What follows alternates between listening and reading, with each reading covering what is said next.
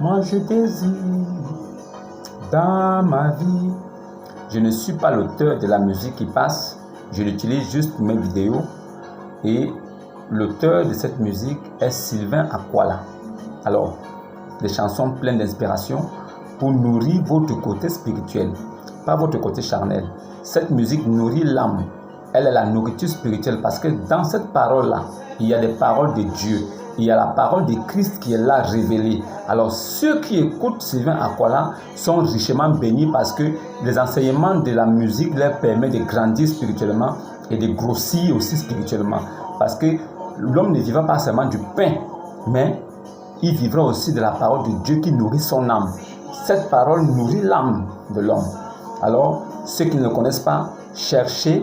Il s'agit de Sylvain Akwala. Cette musique va vous aider à grandir spirituellement. Voilà. Shalom, soyez tous salués dans le puissant nom de notre Seigneur Jésus. Comme je le dis toujours, c'est le nom qui a été donné au-dessus de tout nom. Alors, si vous me dites que vous croyez en Jésus, alors je vous poserai une seule question. Avez-vous pris votre baptême? Parce que si vous croyez en Jésus, il faille que vous ayez pris votre baptême. Il n'y a que le baptême en Jésus-Christ qui peut vous sauver. Il n'y a que le baptême au nom du Seigneur Jésus qui peut sauver votre âme. Pour que votre âme ne goûte pas à la mort, il faille que vous preniez le baptême au nom du Seigneur Jésus-Christ. Le baptême ne se prend pas au nom du Père, au nom du Fils, au nom du Saint-Esprit.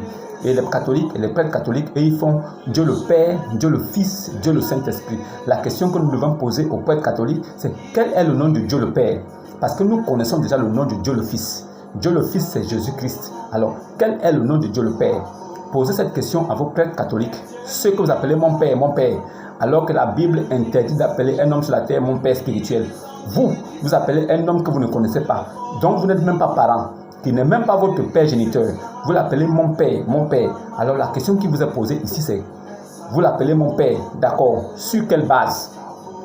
Quelle est la base écriture? Quelle est la base d'écriture? Quelle est la base sur fondement des saintes écritures qui vous permet de l'appeler mon Père? Vous appelez un prêtre mon Père. Sur quelle base? Sur quelle base vous appelez mon Père? Sur quelle base? Dieu vous l'interdit. Dieu vous a interdit d'appeler un homme mon Père. Mais vous l'appelez mon Père. Vous appelez le prêtre, le pape, les prêtres, les évêques mon Père, mon Seigneur. Vous les appelez comme ça. Pourquoi? Sur quoi vous vous appuyez? Qui vous a remis le mandat? Ce mandat vient-il des Saintes Écritures? Est-ce que ce sont les Saintes Écritures qui vous ont donné ce mandat? Maintenant, vous êtes égarés parce que ils vous ont dit certaines choses, vous n'avez même pas cherché à vérifier, vous avez mis foi. Et aujourd'hui, vous appelez les prêtres mon Père. La Bible interdit cela. Mais est-ce que vous le savez? Vous êtes en train de commettre l'abomination. Pourquoi? Le Saint-Esprit vous interdit de faire quelque chose, mais vous faites le contraire. Le Saint-Esprit vous interdit de faire quelque chose, mais vous faites parce que vous vous en foutez. Parce que vous avez mis foi aux hommes. Vous croyez plus à la parole des hommes et aux idéologies des hommes qu'à la parole de Dieu qui est écrite. Lisez vos Bibles à la maison. Vous allez comprendre. Aujourd'hui, je voudrais vous parler d'une sourate. La sourate qui a mis fin à presque tous les débats interreligieux qui concernent les chrétiens et qui concernent aussi la religion de paix. La religion de paix reconnaît Abou al-Qasim comme prophète. De son vrai nom, Abou al-Qasim. Nous, les chrétiens, nous reconnaissons Jésus comme Seigneur. Et nous avons adopté, nous avons cru, nous avons épousé son idéologie, sa doctrine. Nous ne sommes pas des religieux. Nous appartenons à notre Seigneur Jésus quand nous avons cru. Nous ne sommes pas esclaves. Dans la religion de paix, la religion opposée, lui, il dit, « Oh, mes esclaves, craignez-moi donc. Si vous ne respectez pas ce que j'ai dit, je vous réserve des couches de feu sur vos têtes, des couches de feu sous vos pieds. » Maintenant, voilà de quoi Allah menace ses esclaves. Lui-même maintenant, Allah dit, « Oh, mes esclaves, craignez-moi donc. » Donc, un musulman est un esclave de son Dieu. Un vrai musulman est esclave. Il n'est même pas serviteur. Il est esclave. Un serviteur encore ça va, mais il est esclave. Il n'a pas de paternité. Un vrai musulman, il n'a pas de père. C'est un orphelin. C'est un homme qui travaille dans une maison et le propriétaire peut le chasser n'importe quand. C'est un esclave, c'est un tâcheron, c'est un boy, c'est un majordome. Il n'est pas de la famille. il ne sera jamais adopté. Il sera chassé même de la maison un jour. C'est de quoi, voilà donc la représentation de l'esclave que est le musulman dans l'islam. Maintenant, est-ce que Allah reconnaît que Muhammad est venu pour sauver l'humanité? Si c'est le cas, pourquoi la sourate 2, au verset 87, nous dit quelque chose d'important? Si vraiment Allah, il reconnaît que Muhammad est un prophète, alors pourquoi est-ce qu'il peut dire une chose pareille? Al-Quran, chapitre 2, au verset 87. Certes, nous avons donné le livre à Moïse. Allah, il dit ici que certes, il a donné le livre. Quel est ce livre? C'est la Torah. La Torah qui est la base même de la loi mosaïque. La Torah est les recommandations que l'Éternel avait données aux hommes avant qu'ils ne viennent. La Torah, c'est la loi qui permettait aux hommes de rester sains et propres en attendant que Dieu vienne. Mais cette loi n'a pas pu rendre un homme saint. Cette loi n'a pas pu purifier un seul homme. Voilà pourquoi on dit qu'aucune personne, aucune âme n'a été sauvée par la loi. La loi ne s'est trouvée inutile parce qu'elle n'a sauvé personne. Les hommes sont pécheurs. Même s'ils ne pêchent pas par les actes, ils pêchent à l'intérieur d'eux. Ils commettent le péché en pensée. Et le péché en pensée a la même valeur que le péché en acte. C'est ce que Christ a dit. Voilà pourquoi ils l'ont tué. Voilà pourquoi ils ont cherché à le faire mourir. Parce qu'il leur a dit la vérité. Des choses qu'ils cachaient dans leur cœur. Des vices et des perversités qu'ils cachaient dans leur cœur. Que lui l'a dévoilé en leur disant que vous avez déjà convoité. Ne faites pas semblant. Vous n'avez pas semblant. Vous n'êtes pas passé à l'acte. Parce que vous êtes des hommes respectés. Parce que vous êtes des autorités reconnues. Vous n'êtes pas passé à l'acte. Mais vous l'avez fait dans votre esprit. Et donc vous êtes coupable comme ceux qui l'ont commis aussi. C'est ça là la vérité de Christ. Donc, réveillez-vous. Pourquoi Allah peut-il donner une sourate comme celle-là? Pourquoi la sourate 2, ayat 87? Al-Quran, chapitre 2, verset 87. Pourquoi? Pourquoi Allah dit que certes, nous avons donné le livre à Moïse. Quel est ce livre? C'est la Torah. Et il continue en disant, nous avons donné le livre à Moïse. Certes, nous avons donné le livre à Moïse, nous avons envoyé des prophètes. Nous avons envoyé après lui des prophètes. Donc, certes, nous avons donné le livre à Moïse, ce livre qui est la Torah. Après, nous avons envoyé après lui, nous avons envoyé des prophètes après lui, successivement. Donc, ça veut dire qu'après Moïse, Dieu a envoyé des prophètes successivement après Moïse. Il a envoyé des prophètes et nous les connaissons. Maintenant, après, qu'est-ce que Dieu dit? Et nous avons donné des preuves à Jésus. Donc, Allah confirme dans la sourate 2 au verset 87 que lui, Allah, il a donné le livre à Moïse. Certes, il a donné le livre à Moïse. Puis, après Moïse, là, il a envoyé des prophètes successivement.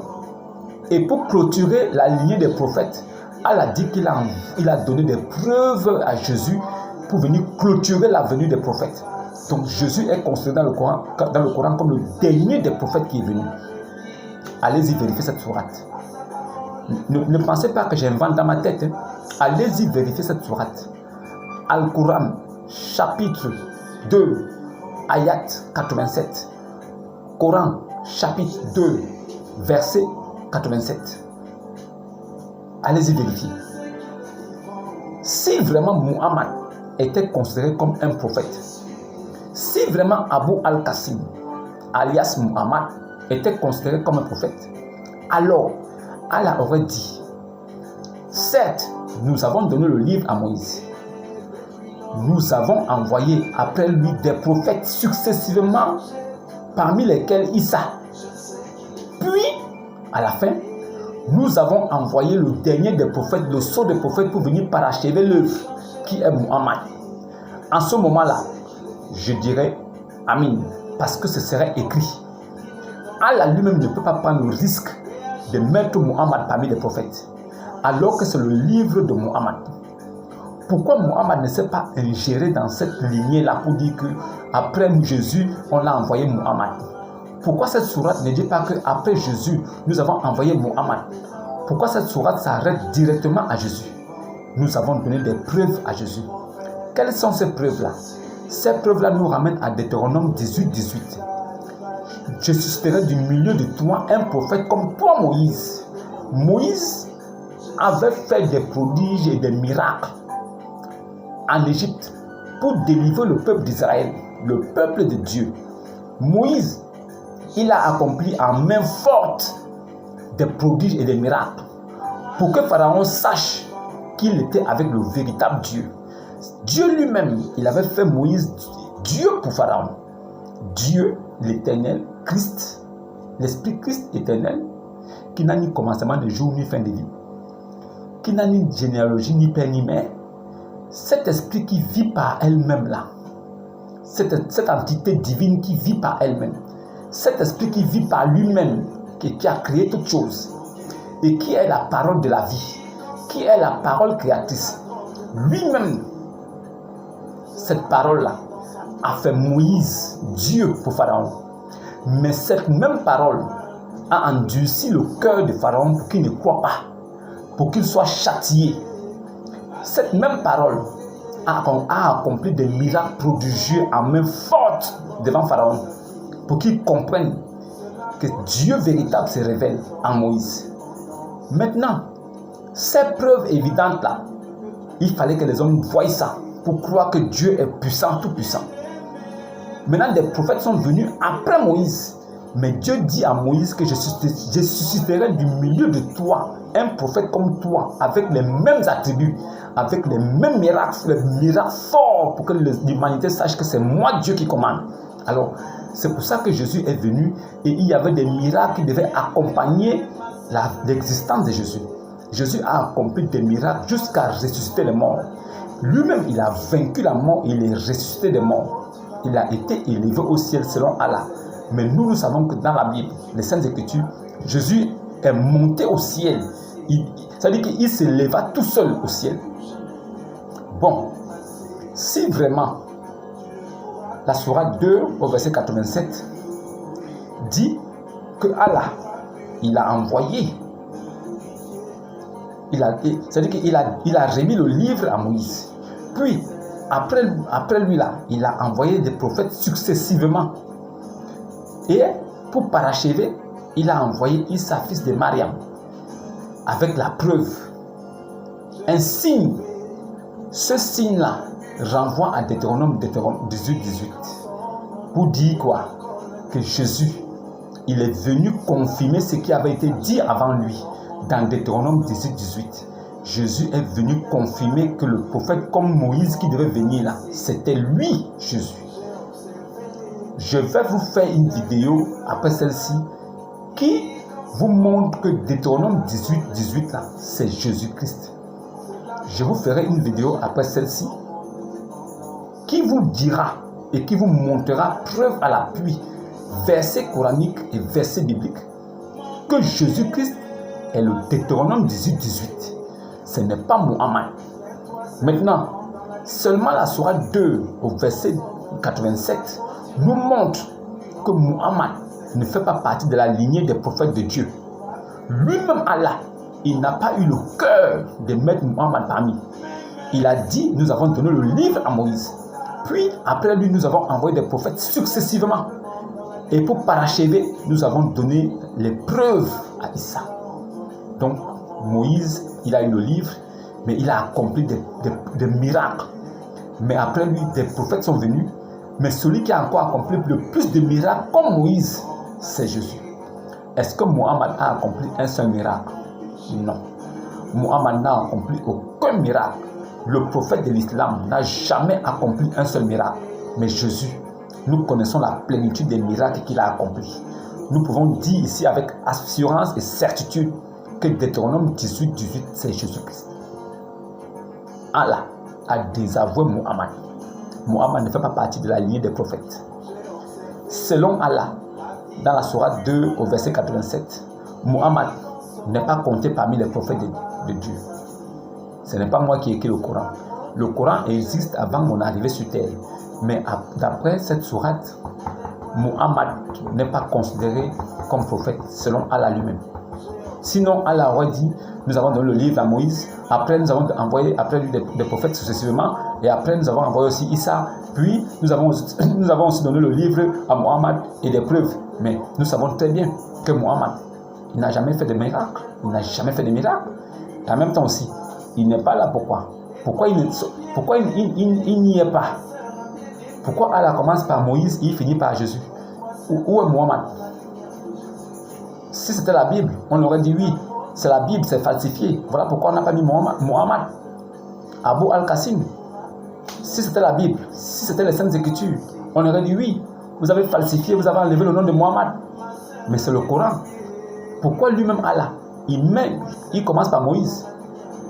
Après il met d'autres. Il dit qu'il y a eu des prophètes qui sont venus après Moïse. Oui, c'est vrai. Et après il dit, nous avons donné des preuves à Issa. Il s'arrête là.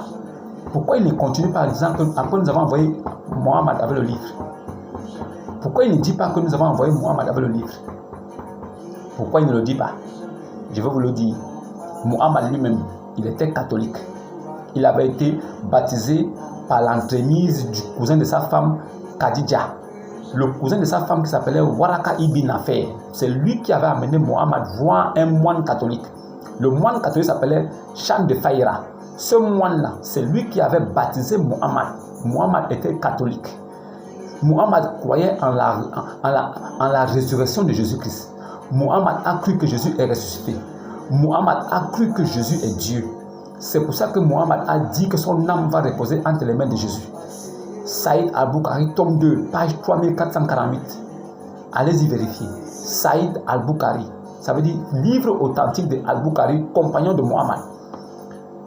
Tome 2, page 3448, 34-48. Allez-y vérifier. Muhammad dit son âme va reposer entre les mains de Jésus. Si Jésus n'est pas Dieu, pourquoi son âme va reposer entre les mains de Jésus? Est-ce que les musulmans lisent même? Ils ne comprennent pas. La deuxième chose, Muhammad savait que ce n'est pas par les œuvres qu'on peut être sauvé. Est-ce que vous savez que Muhammad a dit que ce n'est pas par les œuvres qu'on peut être sauvé? Muhammad a dit dans les hadiths, Muhammad a dit dans Saïd al-Bukhari, tome 4, page 871, hadith 64-67. Lui-même, Muhammad, il a dit qu'aucun musulman, aucune personne sur la terre ne peut accéder au paradis grâce à ses bonnes œuvres, à moins que Dieu ne lui fasse grâce de son pardon et de sa miséricorde. Sinon, il ne peut pas être sauvé. Et on lui a posé la question, même toi, apôtre de Djibril? Il a dit oui, même moi. Donc ça veut dire que toute la terre, si tu ne crois pas en Jésus, tu ne peux pas être sauvé. La sourate 2, ayat 87, vient confirmer qu'effectivement, Muhammad n'est pas prophète. Il n'a jamais été prophète. Sinon, il devait être après Jésus. Ça commence avec Moïse, et après il y a des prophètes, et la fermeture, le sceau, la fin, c'est Issa Jésus, le Messie. Voilà.